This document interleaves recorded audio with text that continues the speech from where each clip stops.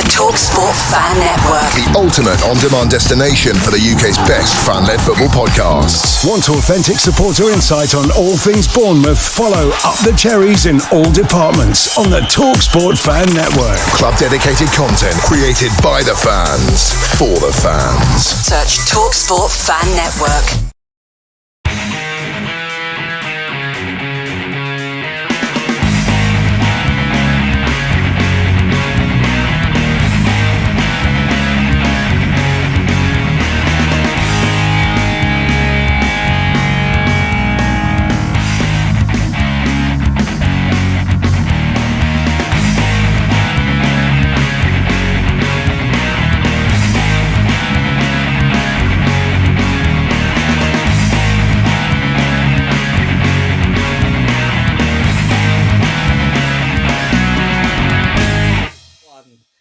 Hello Cherries fans and welcome back to Up the Cherries in all departments. Of course, it's cherry picking again and I'm joined by two guests who I shall introduce very, very shortly.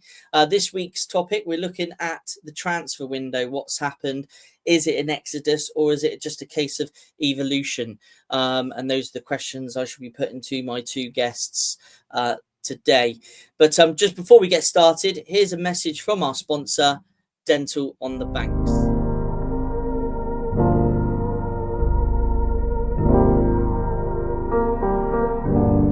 I should be like you, Mel.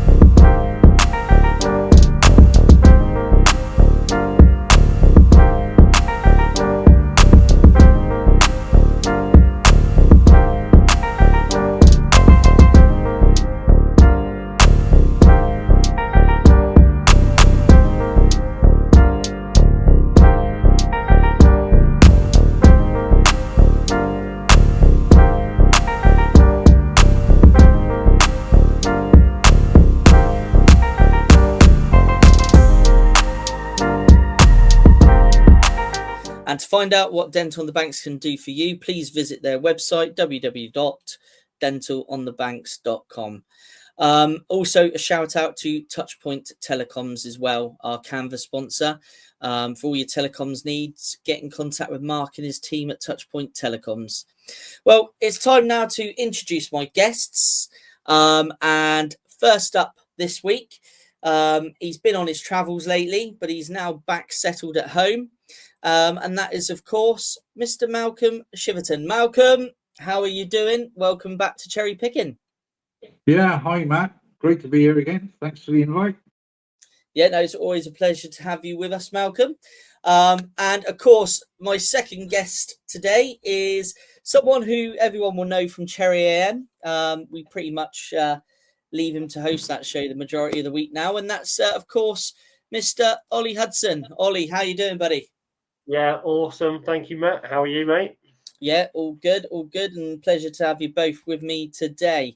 Firstly then, guys, let's just start off with our weekly game, Guess the Cherry, for all those watching.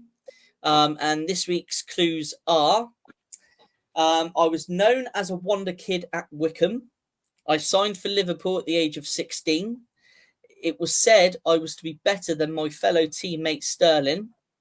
I signed for Bournemouth in 2016 for 15 million. I made 95 appearances for the Cherries, scoring 5 goals. And I now play for Hungerford Town. So that's the clues, guys. Obviously, we won't reveal it now. I'm sure you probably both have a good guess who it is. Yeah. Yeah, guys, as always, pop your answers in the comments. Who you think that this week's Guess the Cherry is, and of course we will reveal all at the end of this week's show. So guys, just to touch on very quickly before we go on to this week's topic, just for you both, just to have a little bit of a say on it. Obviously, Liverpool tonight, first game of the season. We're all super excited. What do you both think of the game? How it's gonna pan out? Malcolm, I'll let you shoot away. How do I think? Not going to be an easy game. Well, both teams really have got different players coming in. Others have left. You can't really read too much into the Palace game that Liverpool played at the last weekend. It's going to be a toughie. How are we going to be defensively? Who knows? I don't know if you heard Andoni's press conference yesterday. Possibly with a new central defender coming in. The possibilities are there. I'm up for a good cracking game, to be honest with you. I think it'll be pretty high tempo. I don't think Andoni's going to change the way he sets things up that much. Yeah, disappointing a couple of players are still missing through injury, but it's going to be, I think it's going to be quite a high intensive game. And come on, it's a showcase for the Premier League, so let it be a really good game. And my tip was 2-2, by the way, so Yeah, I think maybe Ollie might be in agreement there. Also, 2-2. I've been saying 2-2 for ages. Yeah. I echo all those words. I think there's been some significant strategic changes for both teams. And I think that the fact that we've got this gifted to us as the first opening game of the Premier League season against the previous reigning champions, crikey, it's going to be. I think it's going to be an explosive game, and I can't wait for it. I've been waiting for it eagerly for weeks and weeks now since it came out. So, very excited, and I think it also will be 2-2. So that's your score prediction from both of you. Then is 2-2. Cool. Yeah. Everybody that's watching, obviously, you may have seen or you may not have seen our new preview show, the Dean Court Social, where myself and Craig have given our thoughts on the game, how we believe we can win, and what is needed for Bournemouth to win. So do please check it out. It's live on the channel now, and that is the Dean Court Social. And in that, do let us know what you think the score will be as well. I won't tell you what do you think it's going to be? Tune in to Dean Court Social and you'll find out. Is exactly what I was just about to say. If you want to know what I think of the game and what my score prediction is, you'll have to tune into the Dean Court Social, and that's where you'll find out the answer. But just wanted to give you both just a quick view on tonight's game. So excellent. Let's hope there's some goals in it. Let's hope we can get a result. Definitely. But let's come on to this week's topic then. Obviously, we're looking at the transfer window, who we've brought in, who we've lost, and just looking at it as a whole, and give our for the panel here to just give their views and opinions on. And we're basically asking the question: is it an exodus or is it an evolution? And our first person that we're going to talk about is, as Malcolm's just said, our new defender. And I know that yourself, Ollie, you've got some further details on. I'm going to say the name. I don't want to say it wrong, so here we go. Adiakite. That sounds better than mine. Right. I think I'm going. Is it Bafode Diakite? My pronunciation is terrible. I'm going for Bafode Diakite. Diakite. Okay, cool. Yeah. Over to you, Ollie. Thank you. I think it's come at an extremely important time. Diakite coming in. As you've quite clearly put here, 24-year-old, highly rated central defender. He is the business. I'm extremely excited about him coming into our back line. I'm not 100% sure if this is entirely the move that cements confidence back into the squad with this exodus or evolution, with us being picked apart by a number of teams, taking a lot of our players. But in regards to Diakite, yeah, 48 appearances. He's had 10 Champions League games last season. His exposure to intense games is exactly what we need in our back four, especially with the loss of Zabs now. I also think that Diakite paired off with James Hill could also be a match made in heaven that no one ever thought could. Who would have ever summed that up and picked out these two players, put them together at centre backs for Bournemouth? And I think it's going to be an explosive match made in heaven. I think he's going to really, really help James Hill progress and get the time that he needs on the pitch this season. In regards to how he plays, he can also be a right back. So should we need him to fall in line in a couple of other positions, he can. He's known for strength, pace, excellent game reading, and of course, aerial threat.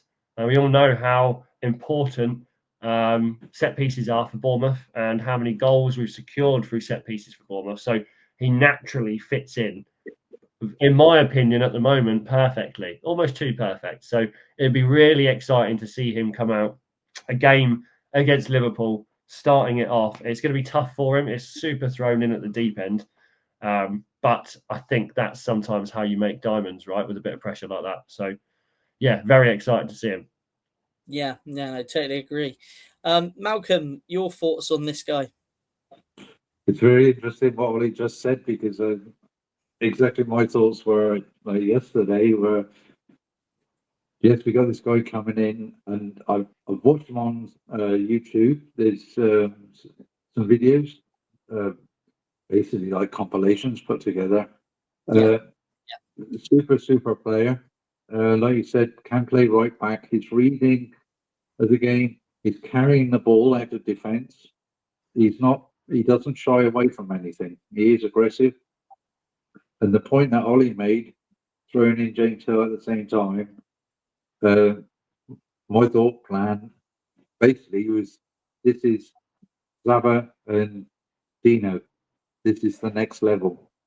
Yeah. It's not going to happen straight away. They will have to gel together, obviously. I don't see any reason why it shouldn't be.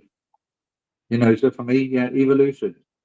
Can't add to that. But I'm really looking forward to seeing the guy play.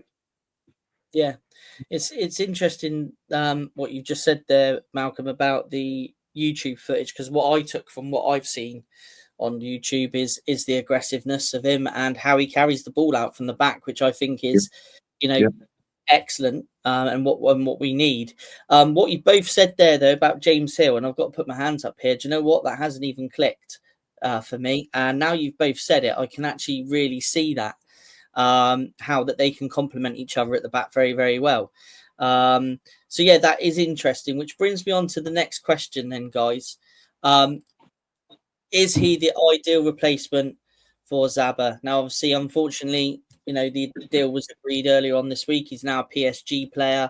It was fantastic to spend, what was it, 2.5 seasons? Was it 2.5? Yeah, 2.5 seasons watching him for Bournemouth, watching him develop. And obviously we all knew that he has got that world-class potential, and he would be plucked away from us by a much bigger club. But in terms of our new signing being an ideal replacement for him, I'm sure you're both going to agree that that's the case. Yes and no. Yes and no. So, and the reasons for that is obviously he is immediate reinforcement, which is fantastic. And it shows like it's a club statement signing, second most expensive signing that we've ever done. We've really invested, significantly willing to invest in that area because of this loss of Zaba, right? And obviously his playing style suits Andoni's culture, his philosophy, bringing composure and all of these fluid transitions back into our back line, which is what we need. However, in my mind, there's still a small doubt because he's going from France to Anfield. And you've got to think the immediate transition there in the space of a week. If he comes out playing tomorrow, that is a tough thing for a player to do. It's to step foot in his first game at AFC Bournemouth from the French league on the pitch at Anfield. So, in conclusion, yes, I think in the long run, he absolutely could be the replacement for Zabanier, but I think we've got some work to do first, to be honest. Yeah. If he's the ideal replacement, time will tell. I think. Obviously, I did catch what Ollie said. Spending that amount of money for class central defender. Yeah, I think he will be. I haven't got any doubts. I suppose half of that is trusting the process all the time, and that the recruitment get the players in that they want to get in, players that tick all the boxes that fit, and only so the way the club's going, the project as well, the whole setup. So yeah, I think he will be a very excellent replacement. There we are. That's one bit. Yeah, no, excellent. To be fair, I'm excited by him. I'm very excited to we'll see him first play. Does he make the squad tonight for the game? I would say I would probably include him, but possibly from the bench, to be fair, just so he gets involved with the team. But to start him, is it going to be a bit of a risk? Who knows? But we'll soon find out when the team lineups come out later on tonight. But the next one, guys, we've kind of touched on it. I'm getting a bit of feedback from somebody. Hello? I'm saying nothing. Can you hear me? Yeah.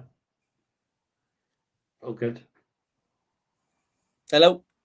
Hello? Can you hear me? Hello? Hold on, just adjusting my end. Right, okay, I'll start again, moving us on to the next point. Make a note of that. Sorry, guys, it's been a bloody nightmare. That's okay, mate. Right, okay. 3, 2, 1. Okay, that brings us nicely on to the next question. We've already touched on it briefly, but James Hill filling the Dino void. Why? Why all of a sudden are we looking at this guy to fill that void? Who wants to go first? Malcolm can go first this time. Malcolm?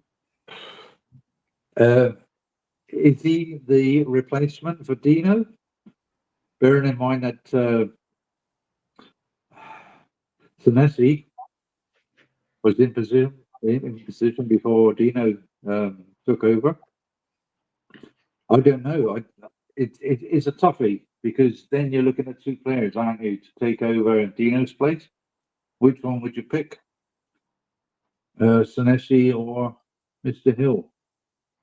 And I think James Hill is very adaptable. I think you could even possibly play in just in front of the two centre backs if you wanted to play three, which you could do. No reason why not. Yeah, I see what you're saying.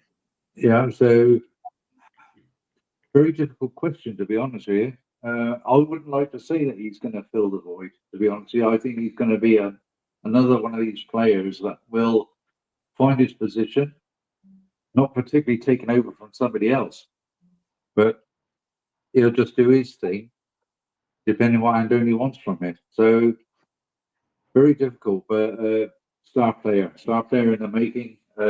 This is one guy you really want to be tied down to the club for, sort of certainly a 3-year contract, whatever.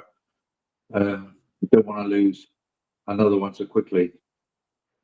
But I've been so impressed with what I've seen from him already, and he's just going to get better and better. Obviously, he needs some minutes, he needs the experience to gain experience, but he's shown his qualities already. So yeah. Yeah. I actually, I'll be honest, Matt, I don't like the question. And I'll tell you why. And it's because I look at it slightly differently. I think if you look at this as an exodus, then yes, there's a void to be filled.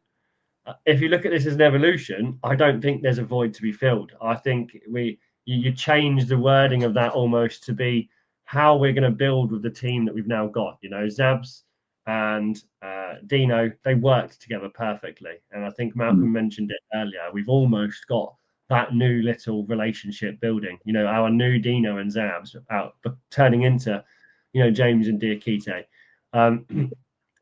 there's a couple of other things why James Hill does fill that void for me, if we're going along the lines of the question, and that's because, let's think about it, guys. Who was the last breakout player from Fleetwood Town?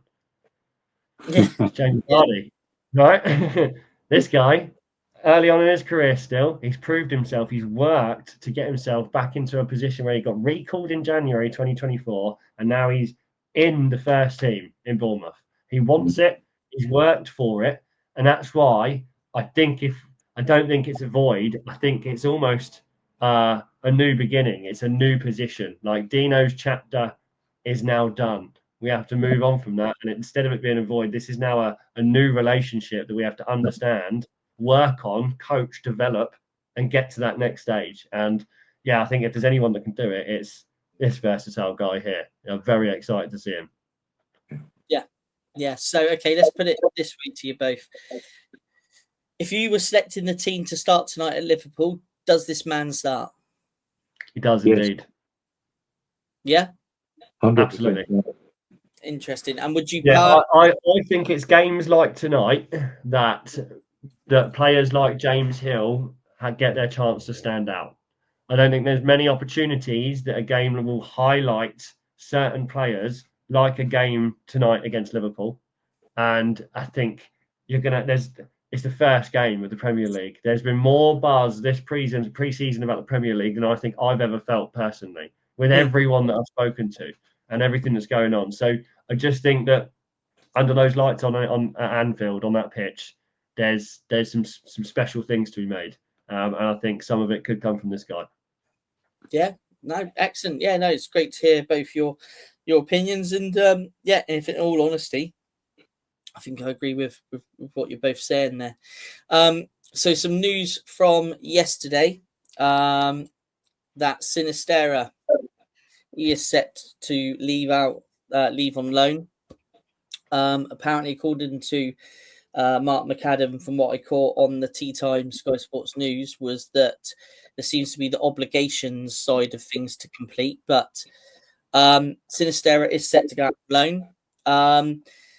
Personally, from my point of view, I think it's probably, the best move for the player and probably for us. I know if you look back to our player rating show a little while ago, and I think maybe, was it last week or the week before when we built the squad?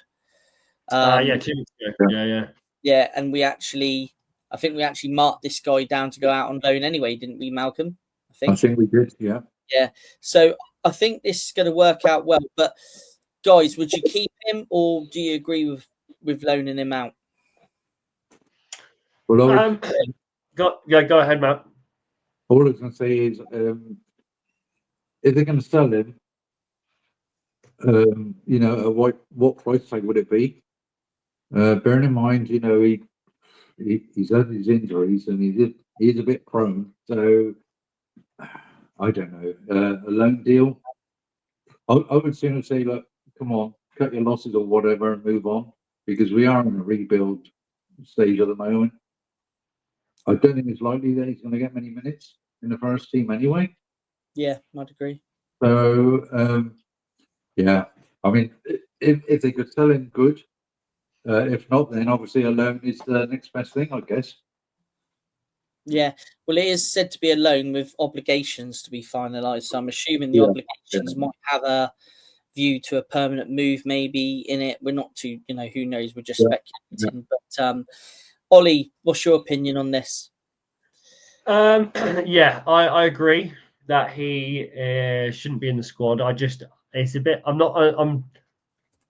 can't figure out why it's a loan. I thought that initially, surely we'd just want to offload him anyway. However, there may be other reasons behind that. As you said, there might be purchase clauses after the loan, or we're leading him down into a certain path. In regards to how much he'd be costing, I reckon anywhere between 5 and 10 we'd be happy with, right? But he still had 12 games for us. He still scored one and assisted one, I believe. He still had an impact getting us to where we are now. So yeah, always will be kudos to Sinistera, but yeah, we've surpassed him. It comes back to those other players that we mention all the time. That would we welcome them back? Probably not, because we're increasing to those other levels, and we have to drop the dead weight. Yeah, I think you're both spot on, really. But that's set to be imminent, so we'll see when that does complete. The big one, the big talking point. I know that there's been comments on Cherry AM this week, and we know that one of our fellow hosts on the channel, Sean, is very passionate about this guy. Obviously linked to Brentford. It's very open that he wants to weigh up his options. Andoni in his press conferences doubted whether he's going to be part of the squad. He can't give us the answer whether he's going to be travelling to Liverpool and be part of the squad, which I kind of understand. But when we look at this, guys, for me, from my perspective, I think, the player, he's obviously wants to look at other options, but Brentford, for me, it's a bit of a sidestep. I think he'd be better off staying at Bournemouth and maybe seeing where next season takes him. See if he can attract a bigger club. I mean, if this was one of the top 6 clubs, I could really understand it. And I know it's about game minutes for him. I know he wants to be playing every minute of every game, and I get that, and every professional footballer does. But do you think this is the right decision for the player? I mean, Ollie, do you want to go first? Yeah, I do. I disagree. Yeah, I don't think it's a very good move for the player. I think that sometimes you can get transfers that really work in a squad, right? And I think a lot of those transfers are looked at, they're premeditated. There's reasons for it to fit. I think what's happening at Brentford is they've lost Breno and they're literally about to lose Wissa. So they're looking at this going, right, crikey, we have no one who's going to be putting the ball in the back of the net. Who can we get who isn't getting the game time? And I think sometimes, unfortunately for Dango, if he takes this, he's going to have the stress and the pressure of the whole of Brentford on him because he's going to be the only one that can put a ball in the back of the net. And I just think that sometimes the circumstance or the situation isn't right for the player or the team. And I think this is one of those times where it's not. I can't see it being a good move or beneficial to either one. Yeah, no, I totally agree with you. No, I personally can't. And he's had such an excellent pre-season for us that, for me, if this wasn't all happening, he's in my starting lineup tonight for the game. Yes, exactly. And I think you said it just a minute ago, is this season would be the perfect opportunity for him to really show what he's capable of and break into the first team at Bournemouth. To get rid, I mean, he already had 32 matches. Like, he's scored 7 goals, 4 assists, 3 yellow cards. So he falls in line with an aggressive attacking player that wants to be a hunter for the goals. So he wants it. We just, he just has to be a bit more there, a bit more relevant, a bit more involved, and he'll start to get his time, but not if he leaves. Yeah. Malcolm, sidestep? Definitely. I mean, I still can't get my head around it, to be honest with you. I mean, if he wanted to move and say, just as an example, he goes to Brentford, the old saying is, the grass isn't always greener. Exactly. What he's got at Bournemouth, I don't know why he wants to give that up, to be honest with you. I really cannot work it out. I cannot get my head around it. Joe, annoyingly to me, that comes down to a bit of character, and it's denting the character a little bit for me. Because if you look at Semenyo had all these opportunities, Semenyo had all these chances, and I actually rate Semenyo higher, but Semenyo's decided that he wants to stay and grow with the club. And I think that's a mentality that maybe Dango hasn't got. So if Dango wants to go and look at other possibilities, that is him telling people, well, I don't really want to stay here. I want to try something else. So that is, you got, I mean, I'm a psychologist, but, that's why I say it just doesn't work out for me. I'm disappointed, to be honest with you.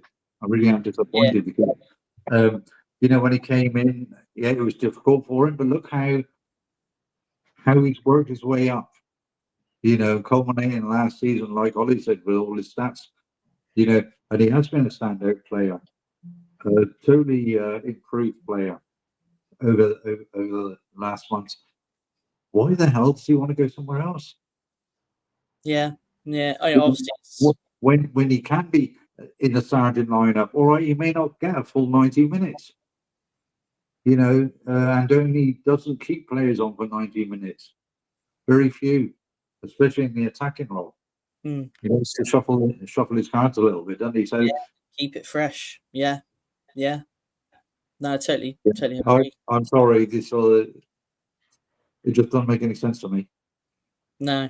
But certainly, as you said, Matt, Brentford, it's a sidestep. If somebody maybe top 6, top 7, top 8, to Aston Villa or something like that, you say, okay, you can understand that.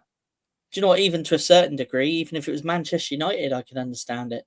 I just can't understand it.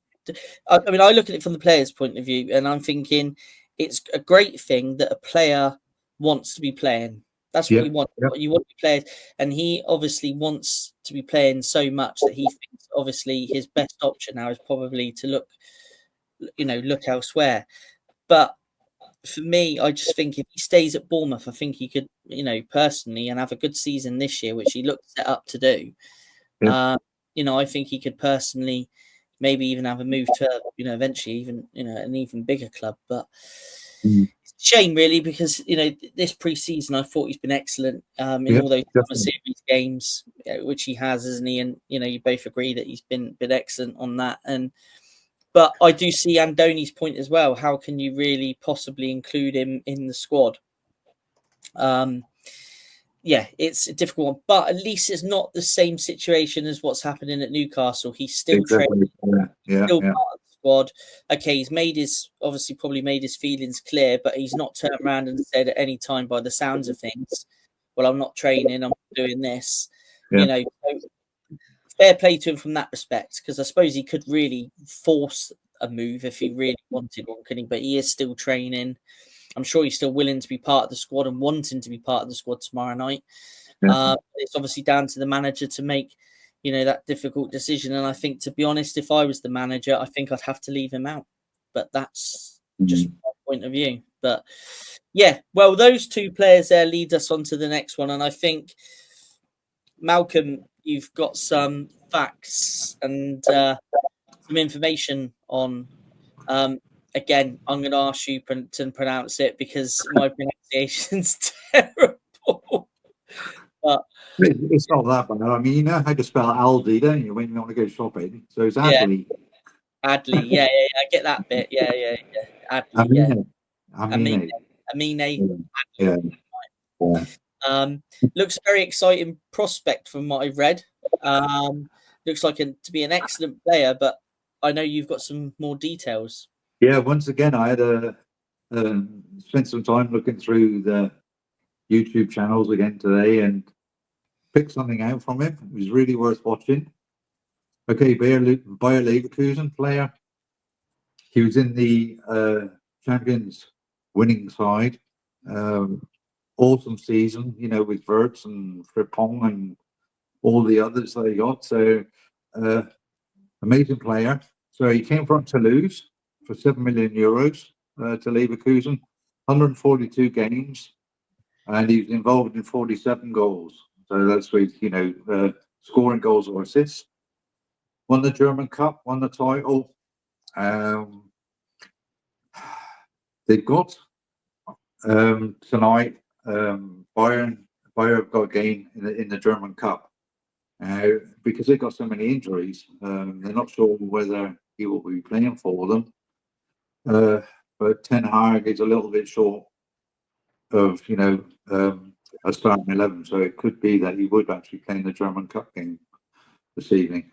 There is also another point with Ten Hag. He doesn't always play him in his right position.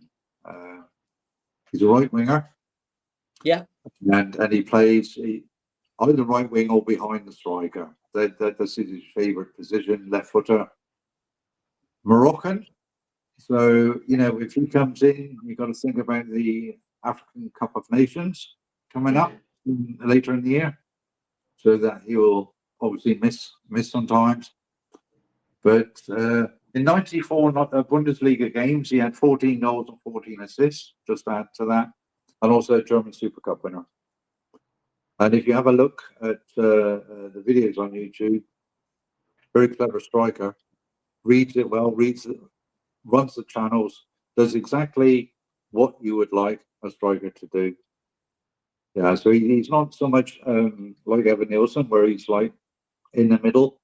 He will come in from the left, from the right, and link up play with defenders and whatever midfield players. Excellent, really. I'm not quite sure what the fee would be. That is under negotiation, apparently. What I read today. So Bayer Leverkusen will want more. So it might be that we'll have to dip our hands in the pockets a little bit deeper. So that's my take on it. But yeah, very, very interesting and good prospect. And if he was to replace Dango, bring it on. Bring it on. Yeah, excuse me, a lot of that I agree there. And just to add to that, Malcolm, the talking transfer amount is 26 million. Yeah. Sounds like a good price, actually, doesn't it? 26 million. I think Leverkusen would be pushing maybe 30. So even at 30, from what I've read about him, I think that's 26, 30 million. I think that's a great price. Yeah, Matt, that's euros you're talking about, not pounds. Yeah. So. Okay. Yeah. So what's that? 28 something million, is it? No, I don't know. I have to Google it. Yeah. Either way, euros, pounds. It sounds like a good fee for the kind of player that we seem to be getting. And obviously, I've read a couple of articles on the player today, and he seems exciting. It seems like he would really fit into our high press. And if you're talking that kind of money, then I think that's a great deal. But Ollie, your thoughts? Yeah, look, I think it's a fantastic signing. If he is the replacement, I think if Dango goes and this all happens, it's been dubbed the merry-go-round transfer, isn't it? Because it sets off 5 or 6 different transfers beginning for different teams. Does signing Adley show how serious Iriola is and Bournemouth is about their push upwards? That's what I want to know. I want to know is this kind of signing, is he expected to come in and start scoring goals, start acting like a winger, start putting Bournemouth on the map for that kind of almost PSG, Real Madrid, Inter Milan final third threat? We've now got some incredibly good players who are good at striking the ball from the wings, from the centre attack. Like, we're now really creating a diverse attacking team if we end up pulling this striker in as a replacement. This winger, sorry, as a replacement. But yeah, no doubt that he'll be getting goals for sure. He can play on both wings, as Malcolm said. He can play through the middle. I'm excited if that's the case. Obviously, no one wants to see Dango leave, but if he does, maybe this is again a next step up. Absolutely. Exactly. Yeah. And I think it just falls in line with everything that we've been watching and talking about and living with for the last 6 months, watching Iriola, right? So, totally agree. We'll see how this one develops. We'll obviously keep an eye on it, and I'm sure there'll be more discussions if he signs. Obviously, on programs like Cherry AM and match reaction shows and match preview shows. I'm sure if he signs, we'll be talking quite a bit about this guy in time to come. Okay, let's have a look at our next piece, which is a question we're going to ask. I'm going to go through a little bit a piece here, but we're asking the question: is Kerkez such a big loss? Is the question that we're asking. So before I just go through this piece here, so Adrian Chiverton and Milos Kerkez are both left backs who were compared following Truffaire's transfer to Bournemouth, where Kerkez had obviously previously been playing. While Kerkez is more physically dominant, Truffaire is considered a more technically skilled and creative player.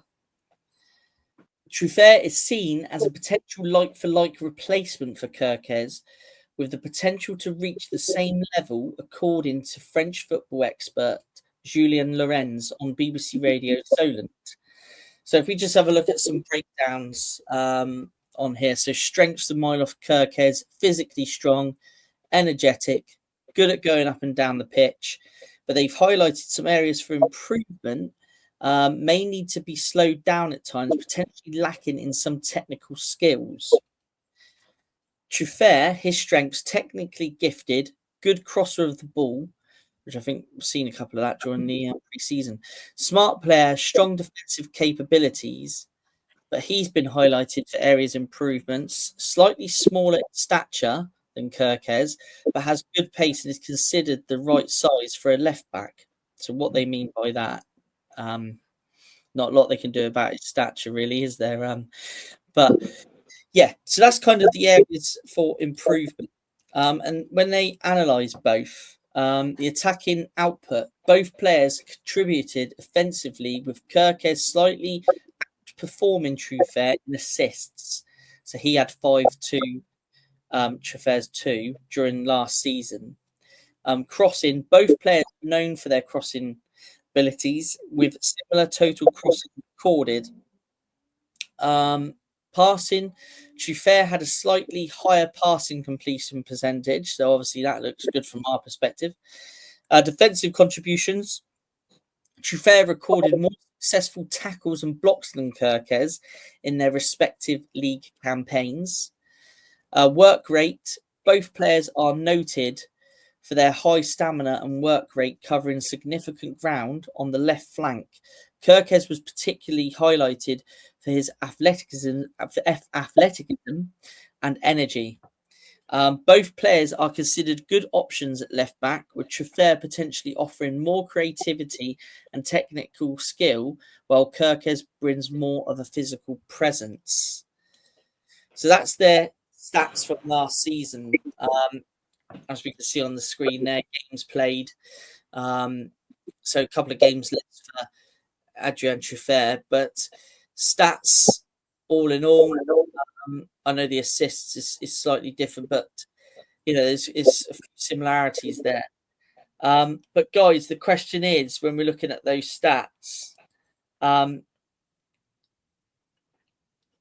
is, like I say at the beginning, is Kerkez such a big loss? Who wants to go first? Up to you. Shall I jump in?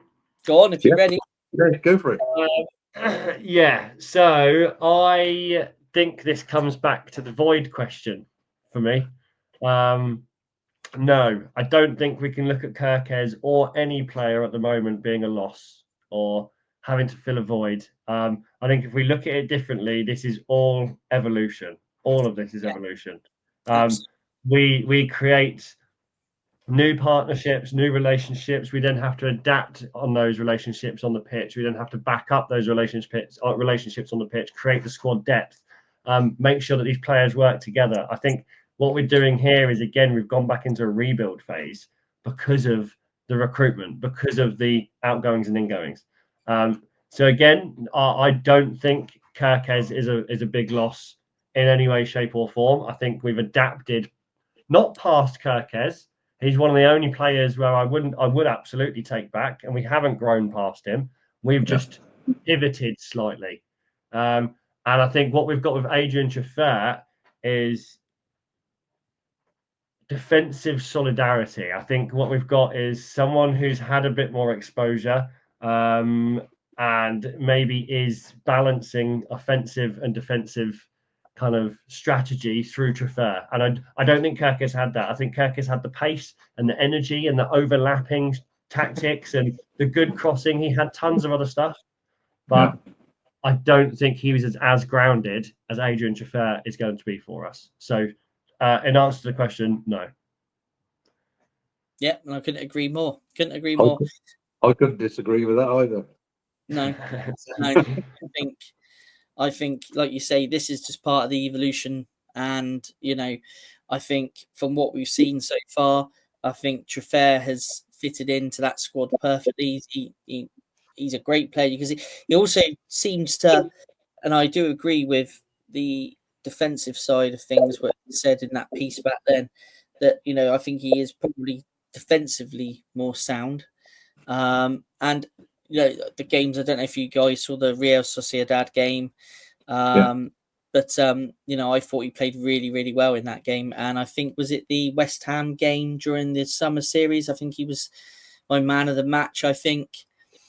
So yeah, I've been very, very impressed with what I've seen, and I've really not worried about left back at all, to be fair. But yeah, that answers that question. And yeah, I totally agree with Ollie's points there.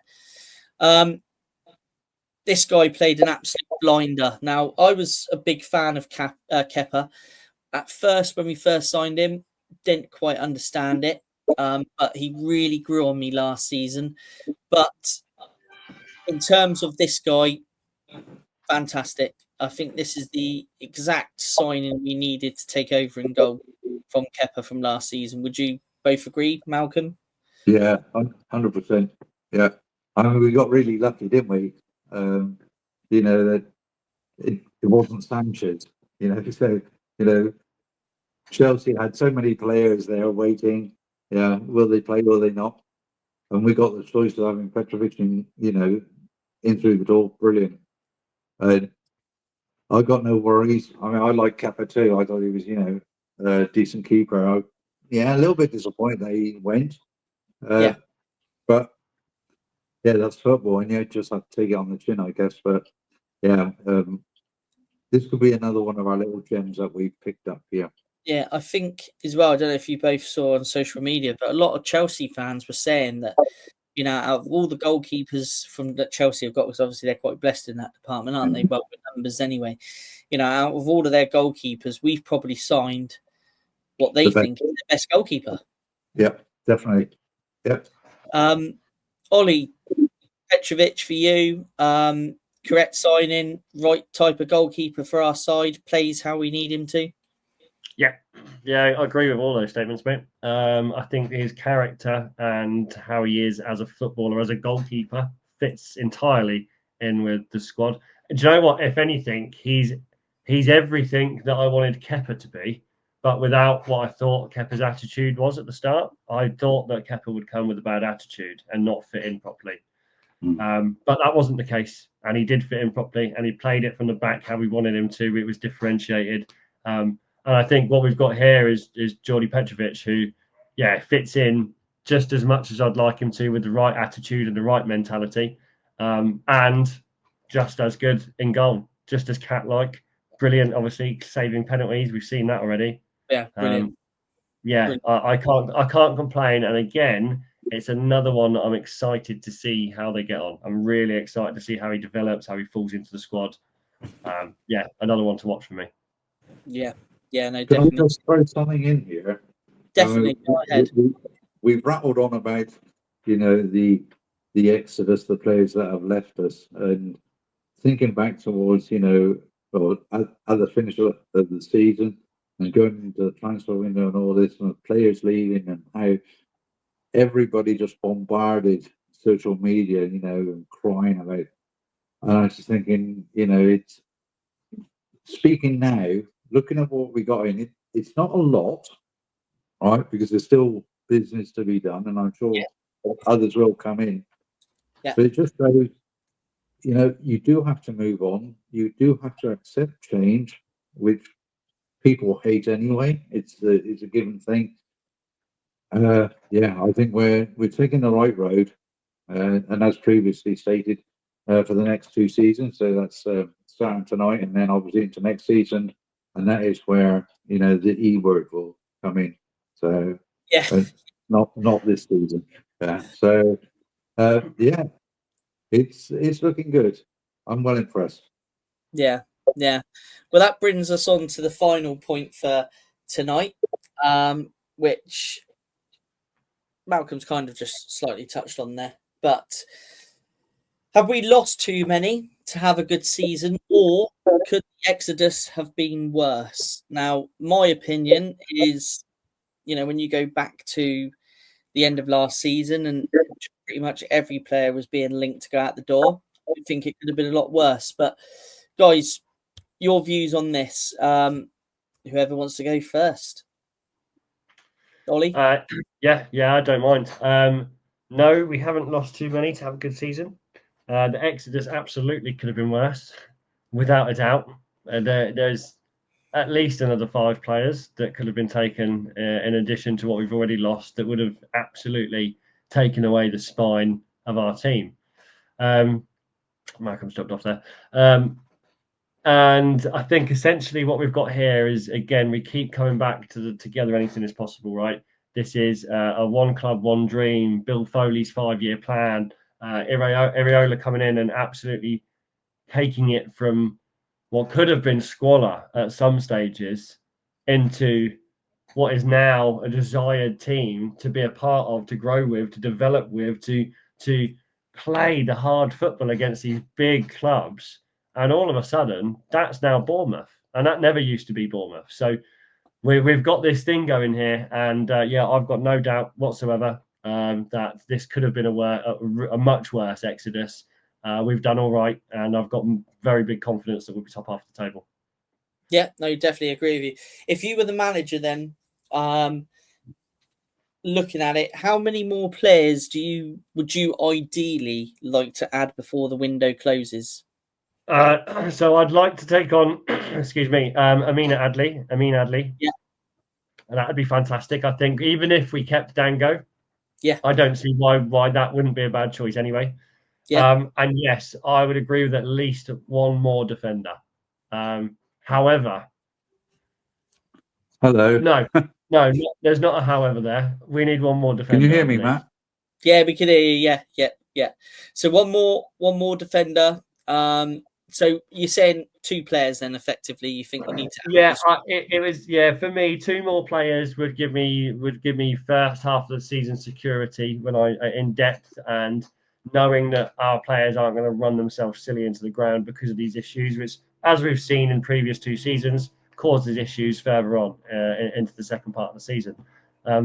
You can really see how much the players are struggling. So I'd advise 2 more players. One of them would be fantastic to be Adley. Another one would be a backup defender of some sort. Yeah, no, excellent. Totally agree with you. Obviously, Malcolm's had the Gremlins in again. Malcolm, give you the final word then for this evening. So back to the question just very quickly. Have we lost too many to have a good season or could the Exodus have been worse? Certainly could have been worse. As you so rightly said at the beginning there, that most of the team were really being looked at. Clivert, Semenyo, which haven't really been mentioned that much, and the list goes on. I think it's not bad. It's not bad to have a good season. I still think 9th, 10th. So I don't think it's going to be a big change. To be honest with you.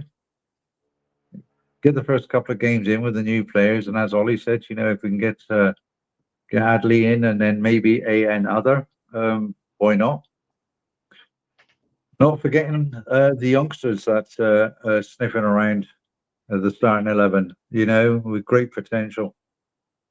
So the depth is definitely there for the squad, and I certainly think it's going to look a little bit more rosier than it did in some parts of last season. Compared to last season, where we just didn't have numbers on the bench really. So, I'm looking on the positives all the way through, and yes, it's different.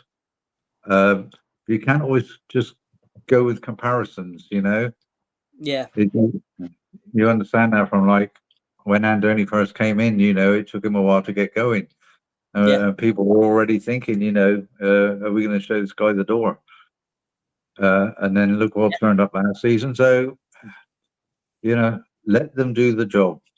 Just get behind them, and it's okay. It's okay. It could have been worse, definitely, but I don't think it's going to be a huge change. Yeah. Excellent. Well, that concludes our main feature for this evening. So just before we wrap up, just to highlight again, just for one more time, our new match preview show, the Dean Court Social, is now on the channel. If you haven't checked it out already, do please check it out. Myself and Craig discuss how we think we could possibly beat Liverpool, and we give a squad prediction as well as a score prediction. So yeah, do please check that out. That's the Dean Court Social tonight. So do please check that out. And also we do have our new match reaction show. Ollie, shout out to you. Please let everybody know about the new Cherry Slap show. Yes, indeed. Yes, it'll be on a Monday or a Tuesday night, depending on what happens on that week or on that weekend. And it's going to be Cherry Slaps, your live call-in reaction show, 7 o'clock onwards. We're going to have guests from the opposing team every single week. So it's going to be interesting, heated, back and forth discussion about the game at the weekend. So, yeah, really looking forward to starting it off. Yeah, excellent. Yeah, we're very, very looking forward to seeing it. So, yeah, that will be on Monday night, like Ollie's just said, at 7 p.m. Thank you to both of you for joining us. Obviously, I'm sure we'll see both of you on Cherry AM as well next week. And I'm sure we'll see you on Cherry Picking again at some point. Absolutely. Yeah. Yeah. Cool. Right, guys, until the next one, up the cherries. Up the cherries.